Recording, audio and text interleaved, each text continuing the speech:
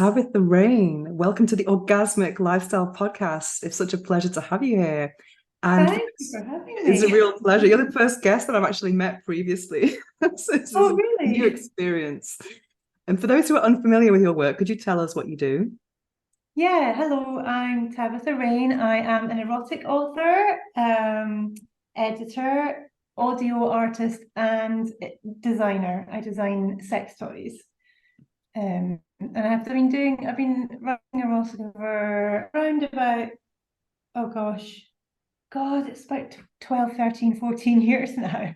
Much the same as you, actually. So what inspired you to follow this path in the beginning?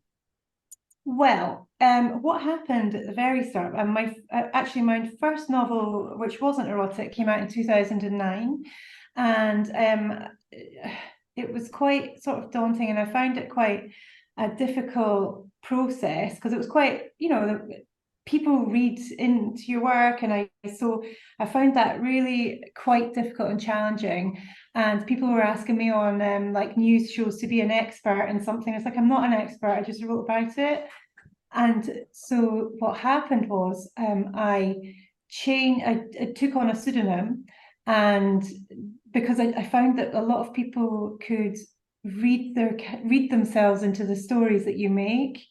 And then you're like, no, that wasn't, oh God, yes, that was based around a conversation, but it wasn't about you, kind of thing. So I gave myself a new name, and it gave me a whole lot of freedom. And it turns out that it gave me the freedom to write about sex. And one of the things that got me into writing about sex was my friend had said that he had improved his touch typing by writing pornos. And I said, "Oh my God, my touch typing's terrible. Yeah, I need to do that." And he said, "Oh, it's really easy. You just write sex." And then turns out I really loved it. And the having a different name really, really helped just open up that freedom. Because the last thing you want is someone reading themselves into your porno. And my touch typing improved, could type like the wind. And I absolutely loved writing erotica. I absolutely loved it. And after years of sending off stories and having it, oh, we enjoyed it, but it's not quite right for a publication. As soon as I started writing erotica, like everything I wrote was getting picked up and published. And so it was just seemed natural that that would be the path that I pursued with my writing. It's interesting. So it kind of came into your world without you actually trying. Yeah, that's right. Because I've always loved sex and reading about sex and watching sex. And, I was one of the generation that found pornos in bushes, and that changed my life. And I understood finally what this feeling was that I had, and the curiosity I had, and how I loved human biology, and I loved everything about the human body, and fascinated by sex and things like that. So yeah. I feel I identify with you a lot because you've done erotic photos, you write erotica, you design sex toys. There are not many people who do what we do. I think it's the best job in the world. Would you agree? Yeah, of course. It's amazing. And the other thing as well, like I love reviewing sex toys. Well, I review sex toys, not so much for my own blog, but for Frolic Me, the ethical porn site I write for. And I absolutely love that because, like, I think a lot of people in industries, business, talk about competition, but because I'm from a writing background, we're always collaborating with each other and sharing opportunities and things like that. And so some people think it's weird that I invent sex toys, but then rave about other sex toys. But it's like, well, there's room for all the sex toys, right? And there's all different, like my sex toys are quite niche. And so there's all different things. So of course, I think it's the best job in the world. I mean, who gets to try out different ways to orgasm and write about it? It's fantastic, right? It is fantastic. And I was curious, I was going through your website yesterday. Do you take your own photos? Yeah. Oh, Do you? wow. I have to, I mean, I started off working with photographers and I found it was just complicated with rights, Oh, because it sometimes it just got a bit limiting sometimes. And some people were more flexible than others, but if you want to send something to a magazine, it's just always easy if you've got the copyright as well as the model release, you know. So I started taking my own. I don't know when, but I mean, yeah. But I did start off working with photographers, and that was really interesting as well, just to kind of get. I was the art director because I knew exactly how I wanted to be seen, and I was like giving them Mm. instructions. But yeah, I loved your photo. I think your photos are amazing, and I'm just imagining because here in Barcelona it's really hot, and when I've done like professional shoots, I did one outside once, and I got this photographer to bring a fan so I could get hard nipples outside. But I imagine in Edinburgh you wouldn't have that problem. Honest to God, it's always freezing. And I did one in the snow once and I really enjoyed that. And actually I was thinking about one of when you were talking about how you are an art interested in erotic photography when you were publishing it with your publisher. And then you went in from being the sort of publisher to the muse. And Yeah. that's a dynamic that's always fascinated me, always, always, always in my work, is the artist muse dynamic. And to be seen as an artist sees the subject, like it's always like really, I don't know, I find that a really erotic experience, not experience, because I've never had an artist take my photo, paint me or take my photo. I've had friends exposing 40s done my photo. That was quite good. That was really nice.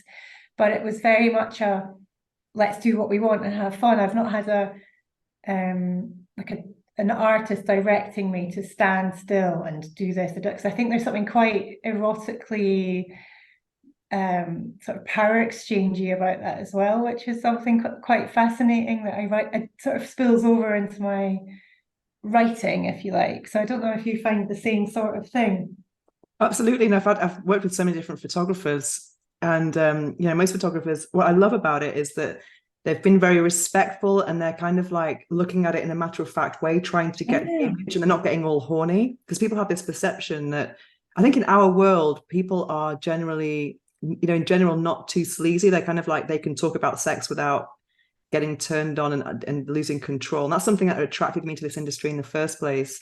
But I've worked with many photographers like that, and I found the people who are into fetish, they're the most controlled people. Like I worked with Yeah. German tickle, and he was so controlled, and it was just amazing. Like we were both there to make this art, and he was tickling my feet with hairbrushes, and I was blindfolded. It was just an amazing Wow. experience. There was like, nothing weird happening, but we were just really enjoying making the art, and that's just something Yeah. amazing. And I think it's always interesting as well to compare. We have an idea of how we like to see ourselves, and other people see us in a different way. So it's interesting to have those different perspectives, and just not worry about the technical side and just pose. That's something that's great. The only thing I worried about is like, are they seeing me how I want to be seen? Well, yeah, that's the thing. That's the thing, isn't it? So there's quite a control. I mean, because I have suffered with several mental disorders, including like eating disorders, body dysmorphia. So I'm very particular about the control over what image is going out, because I know where I've been in the past in terms of my mental health. And so I always have, and it's probably one of the reasons that I take my own photos, is I have complete control about the ones that I put out and the ones that I delete. So it's quite a weird control dynamic as well, because it has helped me a lot to get over myself, especially with, sometimes I'll put photos out that I know with prior eyes I wouldn't have been happy with, but having been able to sort of overcome a lot of things, like taking naked photos and nude photos of yourself that you want to titillate people with, is a very good way of giving yourself body confidence where you might not have had it before. But I do understand as well that if I got a bad shot from an artist, from a photographer that I thought was horrible, and they put it out, I would be devastated. So it's a fragile thing, isn't it? Being very, very open. I believe we probably both have quite a perceived thing of being very, very open. But in fact, a lot of my work is very, very controlled at the same Mm, time. So, definitely. And what you Yeah. said earlier about the pseudonym kind of liberating you, I actually wrote a book here in Spain, an erotic memoir called The Mask of Venus. And it was Oh, about wow. how wearing the mask of Venus actually was, I wasn't hiding away, I was actually revealing myself a lot more. And that's exactly how I feel about it. And I feel that you probably totally understand that this pseudonym kind of like really liberating you from, your school friends finding you, your family, what have you. But also what I found in the 14 years that I've been in this industry is that maybe let's say 14 to 10 years ago, a lot of people who were sex blogging, they were not just using pseudonyms, but they're also not showing their faces. And I find that's different now with all the rise of, let's say, TikTok and Instagram and what have you. And I just found that was a lack of authenticity. You're trying to share a message, but you're too ashamed. It's like, how can you promote non-shame when you're too ashamed to show your face? I can understand if people have, like, let's say, real jobs and they're doing it as a side hustle. But I knew people who were men pretending to be women. It just felt very inauthentic.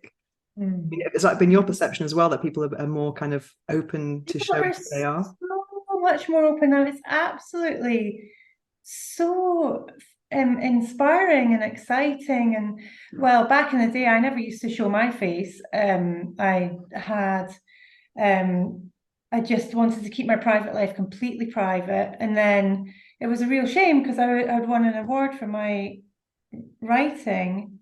And I was like, there was a moment where I was like, I should be proud of this. So, like, then I was showing my face. And the year before, I think I'd been nominated for something, but I was like really, really scared in case I would have to go up and give a speech, someone might take my photo.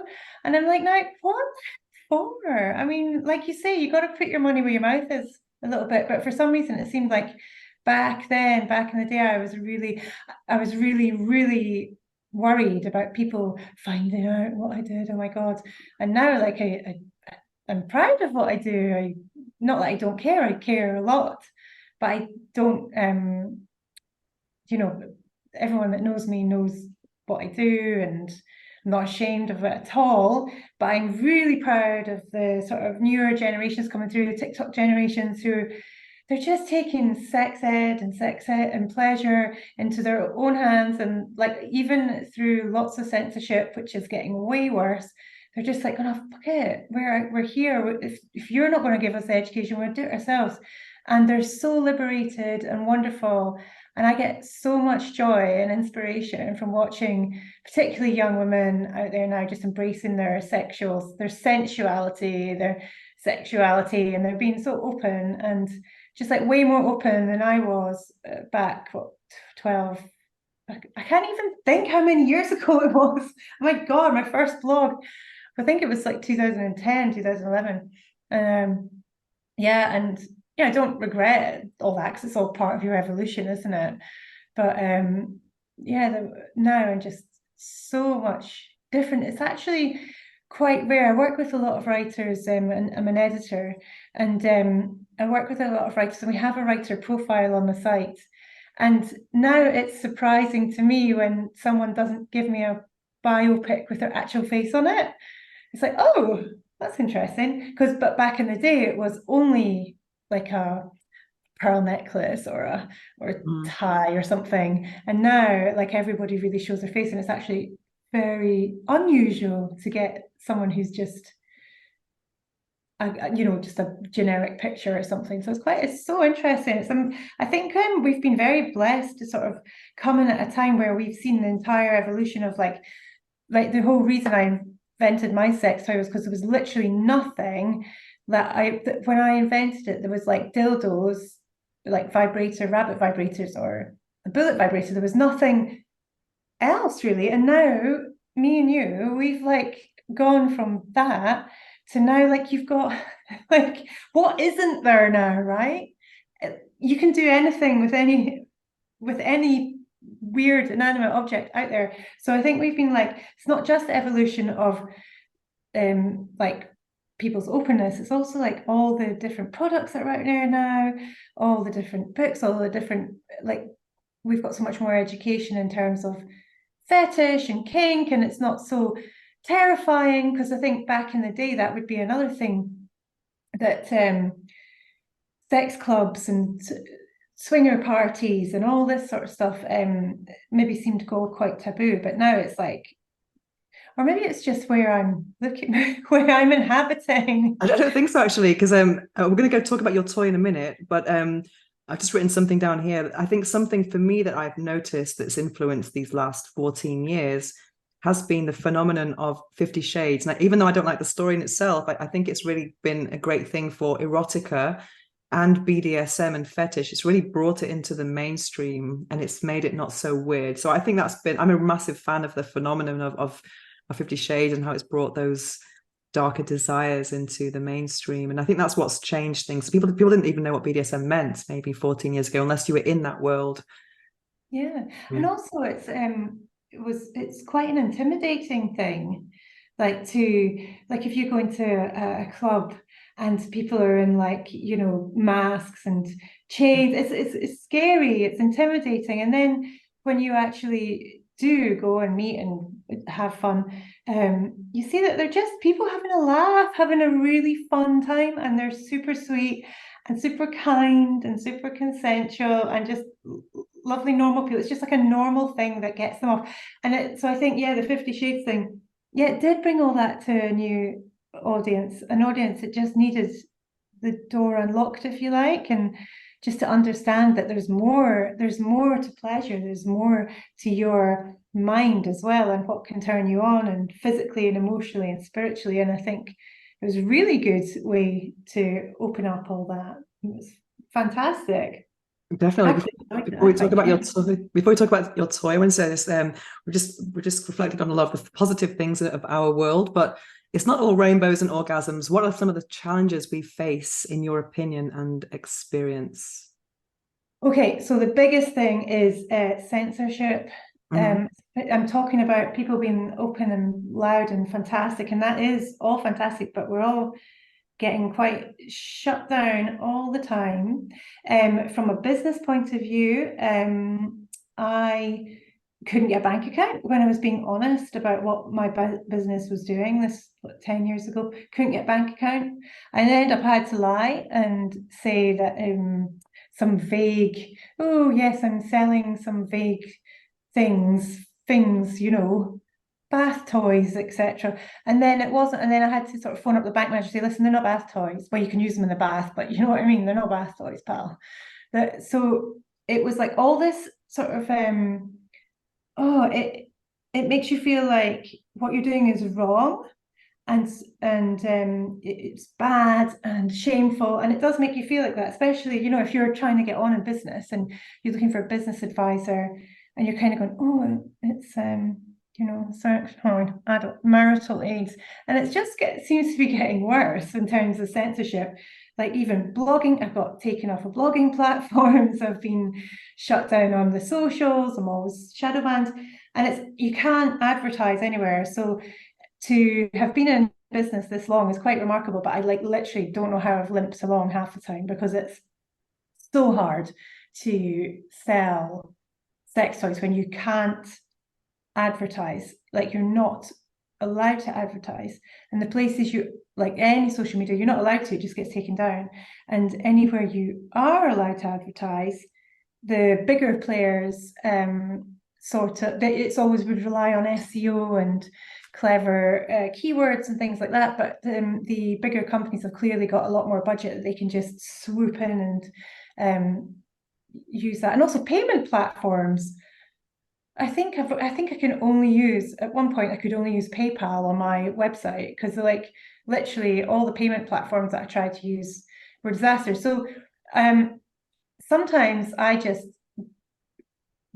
to be honest, there's actually more days than not where I could just jack it all in and just say, right, that's it, I'm getting a job in the chippy. It's too hard. I love talking to people. I don't get to talk to people very much. So forgive me if this overruns Venus, but I love talking to people and being sociable. And a lot of the time you're just sort of firefighting, trying not to get kicked off platforms, and you spend a lot of time being really careful and wording things really carefully, putting them on, and then they just get shut down anyway. So you just wasted a day like beautifully crafting something. Like I find it a very difficult business to be in. Spiritually, I find it very rewarding, especially if I get a lovely email from someone saying how, their product was the only thing that worked for them and all this. Like that's so gratifying, I mean, I don't know about you. How do you find it? I want to hear, how do you? Well, for me, I've just tried to kind of make my content more lifestyle and not go too much into the sex thing, because also I'm bored of it. I don't know about you, but it's like I don't want to see so much. I mean, also with the people I follow on social media, the people I've connected to, I'm sick of like opening Twitter and seeing kind of almost pornographic imagery. It makes me desensitized and it kind of negatively impacts my own sex life. So and sexuality. So I like to kind of like this with this podcast. It's not just about sex. It's kind of like a lifestyle, and there's sex as a part of it, as if it was like a female magazine, women's magazine. So, and I think that makes sex more powerful and also more digestible and more mainstream. So that's the kind of my personal approach. And also when you're on your own platforms, like your website, your podcast, your email list, what have you, that's where you can be really kind of like a bit more adventurous. But I think on social media, etc., I think we have to play by someone else's rules and show yourself as a whole human being. I think a lot of people will find that more relatable, because otherwise people aren't really going to share something that's over sexualized anyway. So I think we have to kind of like just learn about how to navigate that. And I've had some problems in the past as well, but it's just taught me to kind of be a bit more holistic. So I kind of like refer to myself as like holistic self-love. So it's not just, it's like eating well, it's like sobriety, it's like sexuality, masturbation, self-love. So I have to think about the words we use. We can't use the word sex. We have to use other words. So yeah, so I try and use it that way. But it's very frustrating when you've got such what you think is a positive message. It's a very important message, but I think that's why it does get shut down or what have you, because it's so powerful. That's why sex is so taboo.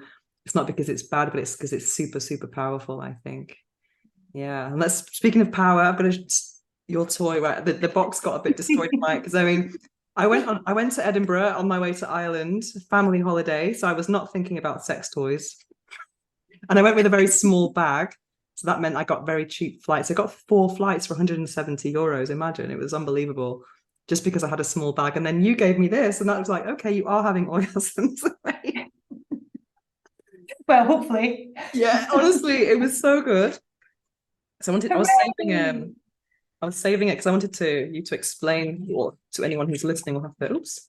Yeah, the box got a little destroyed in my I'm amazed you still got the box. Oh, I always keep boxes because the Erotic Museum in Barcelona said you've got to keep the boxes of the toys because they'll be worth more, in the future. Because I want to loan all my collection to a museum and do world tours and stuff. Oh, amazing! Yes. So it's interesting because this shape I've never seen anything like it, and it's interesting because as a reviewer, I kind of work things out and I explain things to potential buyers. But I found with this, there was a lot of questions about, wow, there's so many ways to use it. It was unbelievable. I don't read instructions ever because I just feel like I don't need to. There's a lot of standard things like long press on, long press off, short press to go through the different settings. And what I found with this was I just started using it, and I think the middle knob was vibrating. I thought, that's okay. Then I pressed the other button. I was like, okay, hello. So I was using it kind of like using mainly the tip on the vault on the clitoris.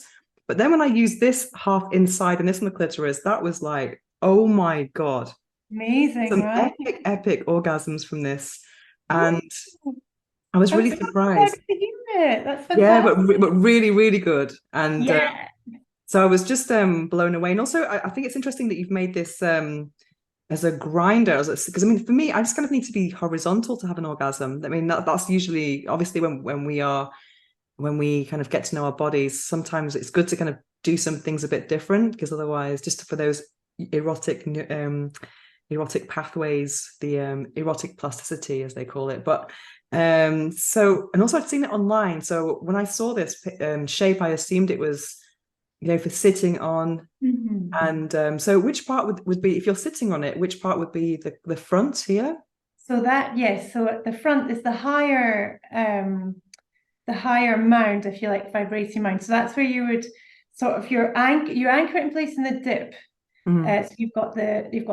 So there's a dip, there's a high bit at the front, then there's a dip where your pubic bone goes, and then there's another mound where your vagina area or perineal area, depending on how your physique is made up. And then at the very end, there's a little cheeky little anal nodule there, just for an extra bit of spice. So basically, I invented it because I wanted something to grind on through my pants while I was writing my erotica. And Ah. so that's why I invented it, was because I was like, oh, I'll just go and order that. And of course, nothing existed. And I did a load of research. Well, I didn't. I made one out of clay first and just used it. And then someone suggested that maybe other people would quite like it. So I did a load of research and there wasn't anything like it, because there's another one just called the Ruby Glow. It's not a wand and cradle, it's just a shape and it doesn't have the anal bit, but it's two vibrating pads. It's like two vibrating pads that you can grind, and you're holding it in place, you're anchoring it with your pubic bone. And so you just grind your way to your orgasms. And one of the things that I really love about it as well is that if you're not into penetration, like the Vaginismus Network always recommend my toy, because you don't have to, if you're sitting on it and grinding on it, it doesn't have to be in any way internal stimulation. However, this one with the detachable wand is very much, you can use it for internal G-spot stimulation, and because it's got a flare, you can actually use it for anal stimulation, P-spot stimulation, and also the little bit there, you can sort of scoop the balls as Ah. well. So I was So using it the first time using the tip against the clitoris, but my favorite way has to be just this in the entrance of the vagina and this on the clitoris. I just found that was, and then kind of moving it from side to side, that was just like epic. I think I sent you a message saying, "Oh my God." I mean, it was actually my go-to when I just came back from that holiday. oh, I used it once in Ireland as well, with like all my family sleeping nearby. I was like, I've got to do it, I've got to do it. well, that's amazing, because it takes a lot to impress a sex toy. As a fellow sex toy tester and inventor yourself, I mean, it takes a lot. So I'm really pleased you liked it. I mean, that's my favorite way to use it as well. It's sort of reverse it, if you like, Yeah. and sort of hook it in, because it's really, you wouldn't think, because if you think of a rabbit vibrator, you've got the shaft and then you've got the fins, and they're very close together. And so with this, you wouldn't think that it would be able to stimulate your internal and your external clitoris at the same time because of the way it's shaped, but it hooks just in the right spot. Weirdly, it just seems to be the perfect for my body as well. Anyway, like, I think it's great as well, and the rumbly vibrations are quite good on the tip as well. That's what really was the game changer for me. Because I just like press the buttons. At this stage, after 800 toys, I don't read manuals, but so I just like pressed it on, and it was okay. Like the first thing, but I was using this bit on the clitoris, but it was this motor, so I thought, yeah, it's okay, a bit of imagination. Then I pressed the other button. I was like, oh What? Here wow, we go. here we go. Yeah, literally.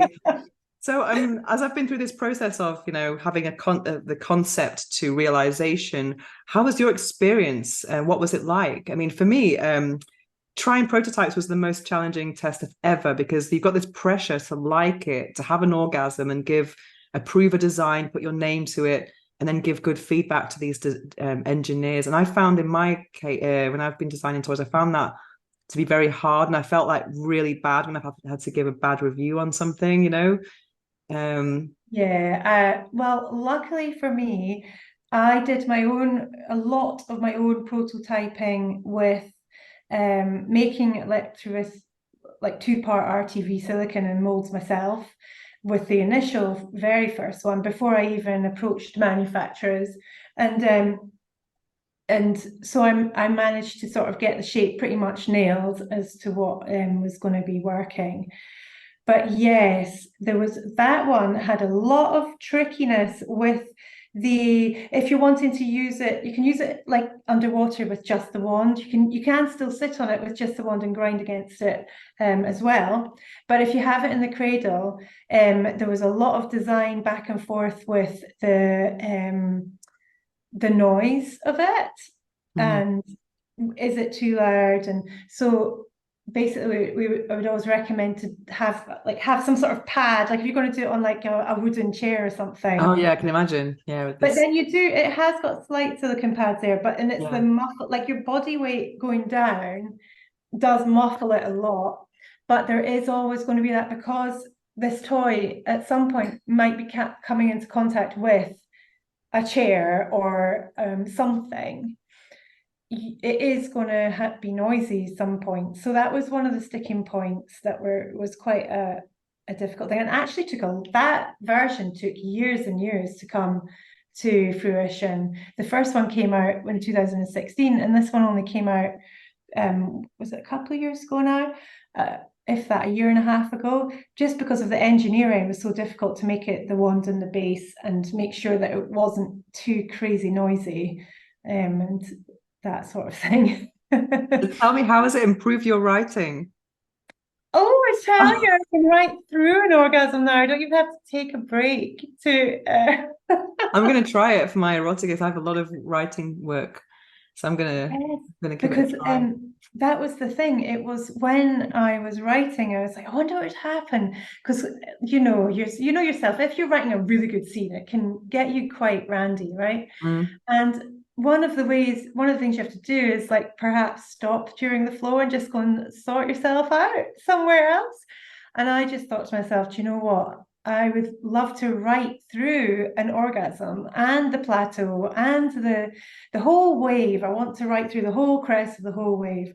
And so that's why I initially invented this toy, was to do that. And so it definitely made it. I mean, there was a lot of red lines to be contending with on that manuscript. You Amazing. know, there was a lot of gobbledygook I had to unpick after writing, but actually it was really good. It was a really fun experience. So what are you working on now? Oh my gosh, I'm working on right, so I've got Ruby Glow Rides now, which is my newest grinders, which are full Right. silicone grinders. Yes, I've so not that's used this one yet. Because I'm yeah, not quite vertical or masturbator, but I will adapt try. Because I think, as you were saying before, like a sex toy reviewer is hard to impress. I don't think so. I think we are more adaptable. Like I think most people only have like one go-to method of masturbation and they do that over and over and over. Whereas with us, we trying so many different things that we get to have orgasms with in different ways, like dual stimulation, single, pinpoint, indirect. So I think we're way more adaptable. But yeah, I'm not so. I will have to kind of practice a bit more like the yeah. vertical. So Yeah. get yourself, if make yourself write a really hot story, and Mhm. then because you can sit it with your pants on. It's the same thing. It's a clitoral grinder with tentacles. That's the only one in the world in those colors. So all the other ones are kind of aqua colors. Spanish colors as well for me. Yeah, there you Spain. go. Yeah. And so basically you just sit on it, you put that on your chair, and then you would just grind against it with that area, hinting, sort of just pressing up against your vagina. And that one doesn't have a hole in it, does it, at the front? No. No, because so they come in two different. One is has got space for your bullet vibrator if you prefer vibrations, but a lot of people just don't want vibration on their grinders. So yeah, so this is the newest thing that's coming out. And so it's just still quite embryonic. There's three different kinds, and they're all based around. I'm a big art fan, and they're all based around different artists' work. This is inspired by Dreams of the Fisherman's Wife by Hokusai. Oh wow. It's a very erotic wood block print from about 200-300 years ago.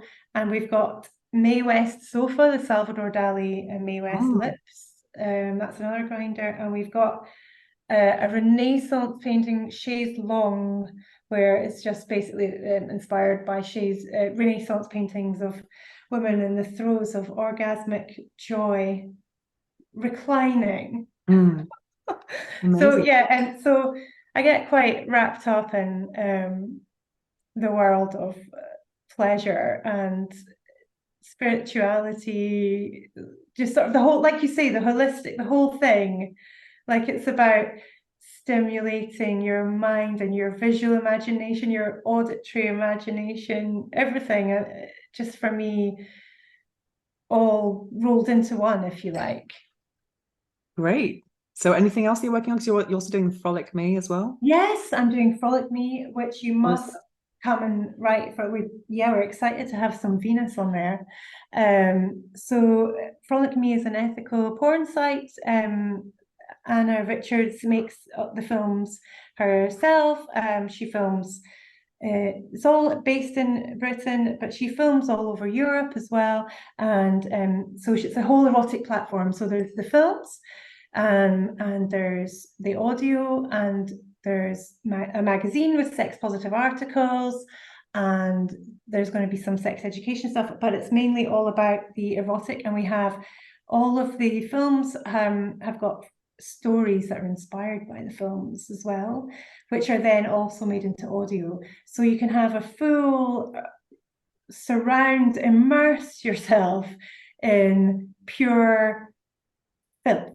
No, it's not. It's not filth, it's a wonder to behold. It's pure naughtiness and just escapism, eroticism, and it's really horny. a So we celebration of a sensuality? celebration. So we hope to welcome you into our writer circle there, Wow, Venus. thank you. Great. Let's Yeah, explore that more. yeah, Exciting. So yeah. you're also doing the audio, you're doing voice work as well. Yeah, I record my audiobooks. I'm trying to record everything into audiobooks. Um, I actually really enjoy doing it. And I don't know about you, but back in the day, I would always like hate the sound of my own voice. And But so then used to it now, so long. so used to it now. I'm like, oh, that sounds quite good actually, Mm. which is really, really a nice way to embrace a part of yourself that you didn't like. Is it's really nice. Sort of force yourself to record yourself speaking, especially if you're recording something like really, really dirty and saucy and sexy and hot. It's quite an experience, but it's a very enjoyable experience. I've started to do voice acting. Yeah, I'm doing narrating anyway with my own stories, but I'm working with a studio in Barcelona that does a lot of dubbing of French erotica.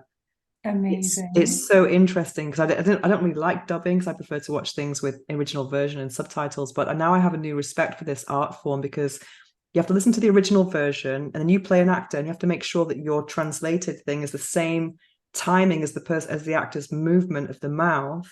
And you're like Wow. reading a script, you've got the original thing, all this porn on a screen, and then you have to watch their movements and the millisecond references. It's a lot going on in your brain, and it's very, very technical. And I've been doing that. I've done about 5 sessions so far. I'm getting better and better each time. But I had to make these sound effects of a blowjob, and you learn all these things. They're just like sucking a finger and going as you're breathing, and it's so funny. And then just making all, because it's not just about getting the time, you have to get the emotion in as well. Like there's this scene of this actress with a butt plug, and she says, "Did you put the biggest one in?" And the guy goes, "No, it's the second bigger. Is that too big?" He says, "No, I can take more." It's like a day's work. It's just so much fun. And I don't So really watch fun. porn, but it's just so funny. I mean, So funny. So brilliant. Oh my God. That is a huge skill. Like trying to yeah, figure out the timing and get your brain to like yeah. And I've had oh the director of the studio in the room with me, like just going now. But I mean, if he wasn't there, because I'm just learning, I'm getting the masterclass of voice acting. But it's if I was without him, I wouldn't be able to do it so well. But I've really improved a lot, and in some of the movies I've played two different people, so I have to adapt my voice and get very posh. I was a madame in a fetish club. Would you like some more drinks, darling? Just like making all these different voices. It's so much fun. Oh, I'd love to do that. That sounds like such a laugh. So good. So professional. Yeah. You did there was one of the audios I was doing, I was doing a few audios for Frolic Me, recording some audios for them. But I'd already recorded quite a few stories, and my voice is probably quite distinctive on that platform because I'm probably the only one with a Scottish accent. So I was like, right, I think I better switch it up. So I had to do a posh accent. Oh. Ew, harder, harder. It's great fun. It's really liberating to become someone else, isn't it? Just for Yeah. art's sake. Very funny. Yes, just for art. Yes. So a Art water. couple of quick questions for you. What is the book that changed your life? The book that changed my life. Oh my good Lord. Probably oh God, Beloved by Toni Morrison when I was like about 17, 18. I couldn't believe it. I could not believe what I was reading. It was absolutely phenomenal, but completely lyrical. I didn't understand half the things that were going on, but I just felt like these words were woven together so magically. It was like a magic experience. It wasn't even like reading a book. That's what that I don't know if it changed me in terms of what art could what's the word what word art could be. So is Yeah, it a novel or is it what is it? and it's a novel by Toni Morrison. It's just Is it a love beautiful. story? Is it erotic? It's actually a ghost story. It's Oh, actually a ghost wow. story. I'm trying to think about which erotic book changed my life. Probably, do you know what? It was probably reading my mum's like Nancy Friday books Oh, for the wow. erotic stuff. And the good old Judy Blume back in the Oh day. my God, I was going Judy, to say Judy Bloom. yeah. Forever, Oh forever. my God, amazing. And Paula, is it Paula Danziger? Is that how you say it? Her books. What about you? What book changed your life? I read Forever when I was 11. It was Amazing. being passed around my primary school. We're in junior four. I remember when they used to call it junior four. And it was so interesting because all of those questions that we had about puberty and sex, Judy Bloom answered them in Yeah. massive, explicit detail. And I really appreciate her. Obviously, when I hear the name Ralph now, I just think of dicks. Do you remember the guys he called his dick Ralph? But it was so explicit, this book about a girl's first time sexual encounters and about the feeling of holding an erect penis and feeling it inside and all this stuff about then having to be responsible for birth control, etc. I just found it was interesting because there's nothing else that I've read in erotica that has been that detailed, from a virgin perspective, because you had so Mm. many questions about does it hurt, all of these things that whenever your friends had lost their virginity, I was like, does it hurt, does it hurt? That was the first question, because the vagina is always a big mystery to us.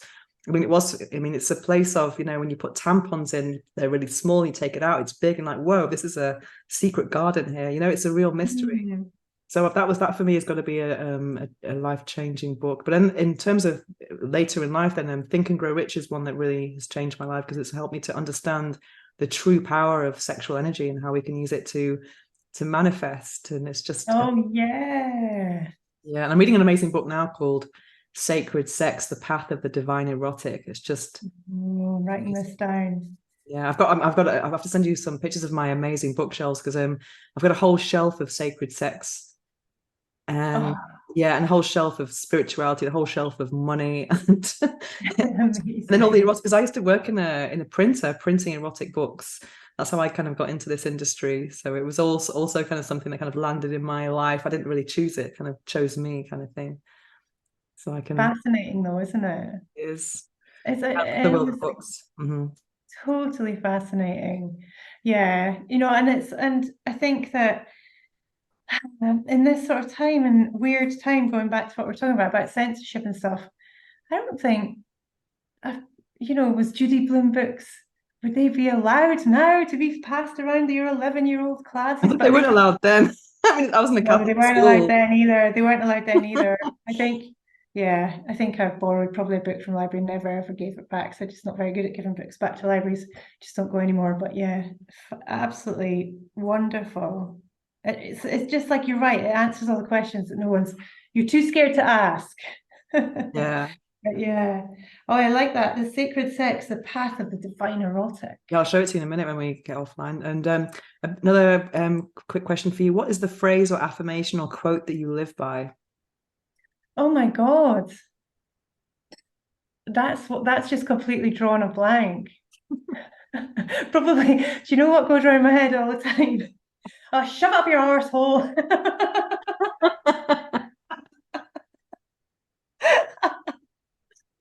Oh dear. Sorry, I'm not very good at thinking on the spot with things like that. What's yours?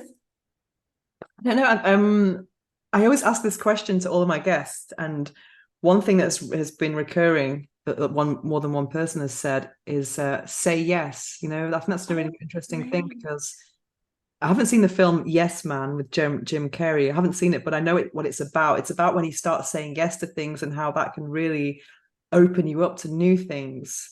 Another thing that I'm kind of living by lately is never wish your time away. Never wish it was, Oh, later, what have you, because one day time will run out.